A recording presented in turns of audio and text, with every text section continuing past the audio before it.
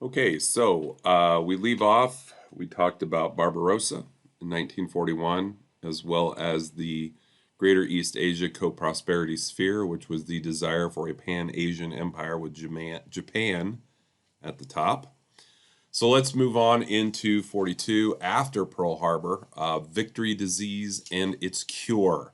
Now, after Pearl Harbor, we see some changes after the U.S. entry into the war. First of all, strategy among the Allies would change. It would become more direct, more aggressive, because obviously Britain now had more help. The strategy that was taken, that was decided upon by Allied leaders, was to finish Germany off first, then go to the Pacific. So start in the West and in the East. And in the West, part of this was called closing the ring. The goal to attack Hitler's troops at their weakest points first, slowly advance toward German soil, and finish them off in their home country. They would start with North Africa. Now, first, let's get back to the East, though, because again, we want to talk about victory disease. After Pearl Harbor, Japan, and a reminder here, Japan attacks Hawaii for a handful of reasons. One of the reasons, of course, is it is a jumping off point for more expansion in the East. Philippines, Australia, etc. This was all part of the sphere and the goal of creating this empire and expanding. Lebensraum is part of this, of course, materials, etc., etc. So the victory at Pearl Harbor would lead to this greater southern operation by the Japanese in the East. Now, part of this was facilitated because the Royal Navy, Britain's Navy, was spread thin. It had to maintain its defense in Europe against the Nazis. It could not defend the East as well as it might like. Japanese would sink battleships, battle cruisers, earn victories in different ways. Guam fell, Wake fell. The Japanese overtook Malaya, even though at a 2-to-1 disadvantage. Hong Kong would fall. After the Japanese stormed the city, they would go on a killing spree, including the mass murder of patients at the main hospital, which included the bayoneting of people in their hospital beds. Now, in Malaya, there is low morale, there's confusion. These are mostly Indian units. Thus, they are not the top units of the Royal Navy or the Royal Military. There's little training in jungle warfare, so the Japanese are able to earn this victory relatively quickly. We also see Singapore fall. 130,000 troops would be taken prisoner. Guns, part of the issue here, guns were supplied with the wrong ammunition for engaging troops. Again, the defense is spread thin with the old maxim, he who defends everything defends nothing. That is Frederick the Great for you. Many Indian prisoners of war would actually go to fight for the Indian National Army for Japan against the British in Burma in the cause or for the cause of Indian independence, which of course we will see at the end of the war. In the Dutch East Indies, again, Japan goes in. They are in search of different materials: oil, rubber, non-ferrous metal production, rice, timber. A brave defense by the Dutch is ultimately ended. The Japanese would win. Inhabitants there somewhat welcome the Japanese. They buy into their theory of the sphere. Indonesians in general would welcome the Japanese as they had not been offered any cultural or intellectual equality or respect by the Dutch. So this gets again to one of the goals of the Greater East Asia Co-Prosperity Sphere, and that is to throw off the shackles of colonialism to get the West out of the East. And again, when they go in here, this is one area where they receive plenty of support. In Burma, again, like the Indonesians, the Burmese are ready to work with the Japanese against the British imperialist and colonial occupiers. The British realize the Japanese are coming for their supplies, so they decide to destroy them on their way out rather than allow the Japanese to use these supplies. For example, they would empty oil into the fields rather than leaving it simply behind. The Philippines was an American protectorate at this time. We had received radar information that the Japanese would attack. We did not act on this. Aircraft were packed wing to wing to prevent sabotage. They were destroyed in the first wave of air attacks. In Bataan, the same mistake is made as the British made in Malaya. They, with a failure to extend the flanks into the jungle onto the mountain slopes. Thus, the flanks were quickly turned by Japanese infiltrators, And this, of course, would lead to the Bataan Death March. 9,300 Americans and over 45,000 Filipinos were arrested or would arrive at the prison camp. 25,000 died of wounds, disease, or mistreatment. The ratio of POWs who die in the hands of the Japanese is far greater than those who die in the hands of Germany or Italy, unless they were Russians taken by Germans. But for the most part, if you are a prisoner of war taken by Japan, you're probably going to die in their hands. Again, we see this in the Bataan Death March is particularly brutal, particularly ugly. If you have read about it, basically, if you slowed down on your march, you would either be physically attacked or killed. Filipinos, unlike what we see in Burma or in Indonesia, the Filipinos do not buy into this sphere of the Pan-Asian Empire. So that is something noteworthy.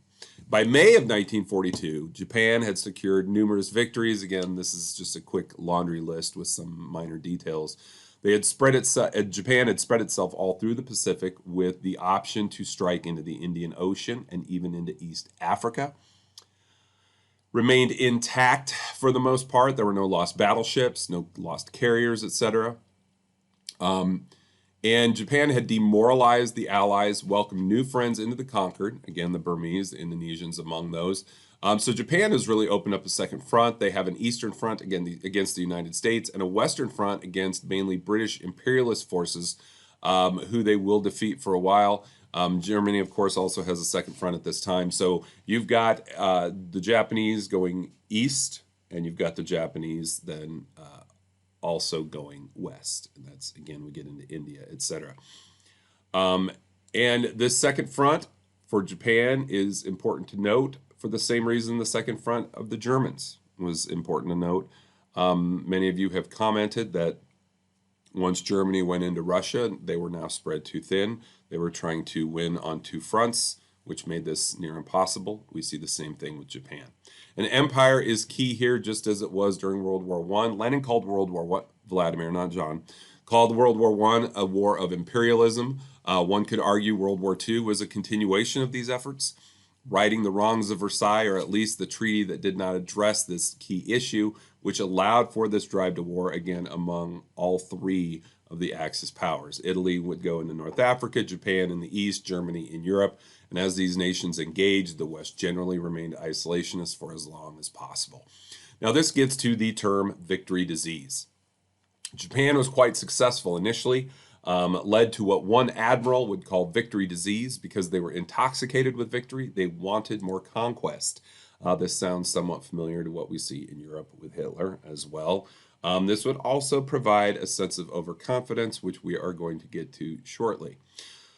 So, victory disease. Japan has established itself in the East. It is also moving west. They're enjoying great success. Things begin to change a little bit on the Eastern Front. In April of 1942, Lieutenant Colonel James Doolittle would he would lead an air attack on Japan. This Doolittle raid, which would essentially Doolittle, but we'll get to that. This was launched from the carrier the Hornet, and it had modest goals. Primarily, Doolittle was sent to provide a boost of morale, to divert attention, and to attack Tokyo, again, basically for psychological reasons, both on our end to provide a morale boost, and on their end to kind of hopefully initiate fear. And the attack on Tokyo did little strategic damage, but it did embarrass the Japanese significantly. The Japanese and their leaders decide they cannot allow anything like this to happen again, which would lead partially to the Midway decision, which we'll get to in a minute. In the Battle of the Coral Sea in early May, this would tactically it was a victory for the Japanese, but damage was done to two of their carriers. And this was important because it prevented their use at Midway, which was a major part of their defeat. The U.S., on their part, would save the Yorktown from destruction. The Japanese thought that they had taken down the Yorktown. They thought that it was destroyed and would assume as much when they went to Midway. Again, this is important. So we take out two of their carriers. which again, this is when we see the aircraft carriers become a major part of the war. We take out two of theirs. They think they've taken out one of ours, but they haven't. So again, this is going to come back to be important in the Battle of Midway. And it is really at the Coral Sea, again, where I think we see the importance of these carriers truly recognized. Now, Midway, of course, occurs June 4th through the 7th, 1942. This is noted as, quote, the most stunning and decisive blow in the history of naval warfare. Queen Elizabeth might have something to say about that, the Spanish Armada, but that's a different story. Now, why is Midway important? Did we take away any land from the Japanese? Did we kill many of their forces? Again, part of this deals with the carriers, the aircraft carriers, the damage we would do. More notably, this was the first victory in the war for the United States, and equally notable, the first Japanese defeat in the war. So this is a psychological victory in many ways for us, and it is an important psychological defeat for the Japanese. We see a little bit of similarity here to what we'll see in Stalingrad as well. Now, a few things that we see, again, some of the themes, the importance of radar, the importance of aircraft carriers. Again, the Yorktown's continued existence. This was about strategy, how it allowed the U.S. to essentially snatch victory from potential defeat. Initially, a reconnaissance mission incorrectly located the carriers. The U.S. carriers were actually much closer and within striking distance of the Japanese attackers.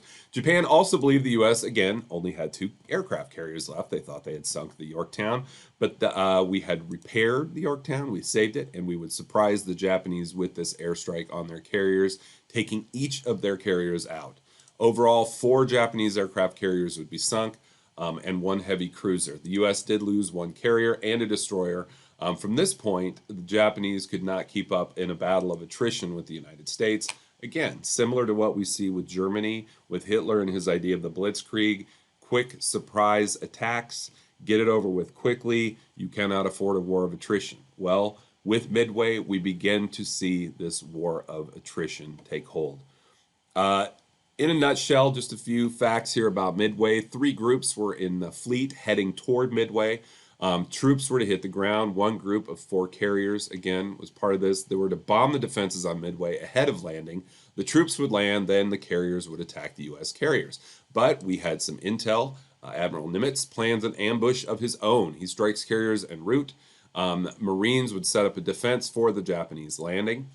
The U.S. would send aircraft to stop the Japanese aircraft, but Japanese planes at the time were superior. Our pilots were relatively new. Again, we had just gotten into the war, whereas Japan has been fighting really for decades, if you will. We do suffer initial losses in fighter planes. The Isle is shattered, but the bombers were not on the ground. They were not destroyed, and this would play a role. The Japanese, many of the fighters wanted to go back to Midway and further destroy it. But reserve planes had anti-ship bombs instead of bombs appropriate for land. They needed to switch to the land missiles to take out aircraft on the ground. They were then informed by a scout that U.S. ships were back in the offing, and they would have to then change back to the anti-ship weapons rather than those weapons focused on land. So this, again, would deter and delay their attack and allow the Americans to come together. The U.S. would indeed order all aircraft into the air to attack these carriers. Japanese leadership decides to load all of its planes first under the mistaken impression of the location of the United States. This was an intel mishap on their part, and this would facilitate our attack. The attack was a failure. There were no hits, but again, it does lay the groundwork for further progress. It allowed dive bombers to attack these carriers as Japanese fighters were going after other U.S. attackers rather than defending these carriers. The Yorktown itself, the bombers from that would strike. 3 carriers were destroyed in roughly 5 minutes of successful attacks. The Japanese attacked from the 4th carrier on the Yorktown, but the crews set up the defense due to, again, their experience at the Coral Sea. The Japanese thought the U.S. was down to 1. They took a break from the fight to rest and eat, and again, they find out, lo and behold, we are stronger than they think. We would locate their remaining carrier, and we would end up smashing it. Now, after Midway, there is recognition that the Allies could now go on the offensive. But how? And this is where we get to what was called island hopping. The goal, of course, was Japan, but there was too much distance between the Allied forces and the Japanese mainland. The Allies needed to recover lost ground. The Question: focus on the great islands of the East Indies or on stepping stones of smaller islands. Again, this is what begins. This begins with what is called island hopping. There would be air, sea, and land operations between the U.S. and Japan. This was led by Douglas MacArthur and Chester Nimitz, the Admiral and Commander-in-Chief of the Pacific Fleet, respectively. The U.S. would counterattack, focused on taking key islands until the U.S. was within range of Japan. This way, we would bypass the strongly held islands to strike at their weak spots. A succession of small victories for the United States would hopefully then lead to the larger win. Once there, we would establish landing strips on these smaller islands with small military bases, and from these bases, they would then attack other islands, kind of like a domino effect, if you will. We'll get more to the specific tactical method of island hopping in a bit. This would be established at Guadalcanal. Now, our presence at Guadalcanal provoked the Japanese High Command to put together a document entitled, quote, "Success or Failure in Recapturing Guadalcanal," which in part read that Guadalcanal, quote, is the fork in the road which leads to victory for them or us. So for the Japanese, Guadalcanal would be the turning point, either way. Why? A breach in the defensive perimeter there would put the whole of their southern operation at risk. So if we penetrate, if we take Guadalcanal, then that pretty much, again, will affect their overall operation, and it will lead to more piecemeal victories for us. The Japanese realized this was the turning point. This was the first offensive we would take in the Pacific Theater. From August 42 through February of 43, this epic struggle would include battleship versus battleship. The Japanese demonstrated their naval superiority in night gunfire and torpedo combat. Disease played a large part in the Japanese retreat. The island was infested with leeches, tropical wasps, malarial mosquitoes. The Japanese were starved for reinforcements and supplies. Eventually, they would evacuate in February of 43.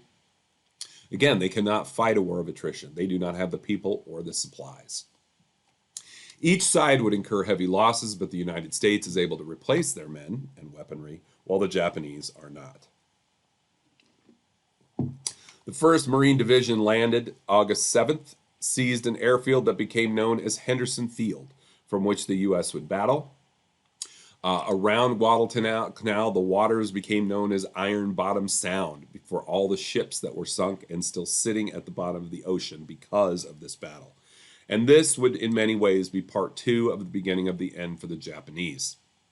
Midway would be part 1, Guadalcanal part 2, and indeed Midway and Guadalcanal would prove pivotal in the war effort as a whole.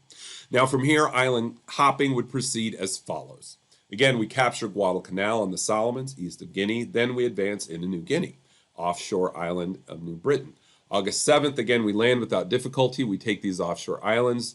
The Japanese would react. We take action a few days later to recapture. We make some inroads, which leads to the Battle of the Eastern Solomons, which would be an American victory. Defeated at sea, but continued fight on land at Guadalcanal. In October, Japan and the U.S. would split victories on Guadalcanal. November, the Battle of Guadalcanal, again, battleship versus battleship. Radar plays a decisive factor. The Japanese garrison, low on reinforcement and supplies. Again, the island is plagued by leeches and bugs, disease, and by early February of 43, the Tokyo Express, which had been bringing in reinforcements and supplies, began to operate in reverse, evacuating rather than reinforcing. And again, by February 9th, the Japanese defense of Guadalcanal had ended. And this was, again, the tactical method the Americans would use going forward. Commitment of elite landing troops, heavily supported by ground attack aircraft and naval gunfire. They were then to take and hold key islands at the perimeter of Japan's area of conquest. These were stepping stones toward the home islands of Japan. And this was partially about morale versus material. Each side fought with bravery. The Japanese troops focused on the honor of their resistance, but Americans could simply call up overwhelming firepower to kill them in the thousands. So while the Japanese had the morale, we had the material. This was an unequal contest, which in the long run would lead to American victory. At New Guinea, as I touched upon earlier, there is fierce and painful fighting in November and December in awful conditions, which certainly favored the Japanese defense. But by January of 43, the Australians and the Americans would capture Papua. This left Papua, sorry, my pronunciations. This left Australia somewhat secure, as this is part of their islands, and allowed MacArthur then to redirect his efforts toward regaining the Philippines. I shall return. Operation Cartwheel would be developed. Again, MacArthur would envelop Rabaul from the south, Halsey from the north, New Guinea, and the southern Bismarcks. MacArthur's responsibility and the Holloman's were Halsey's.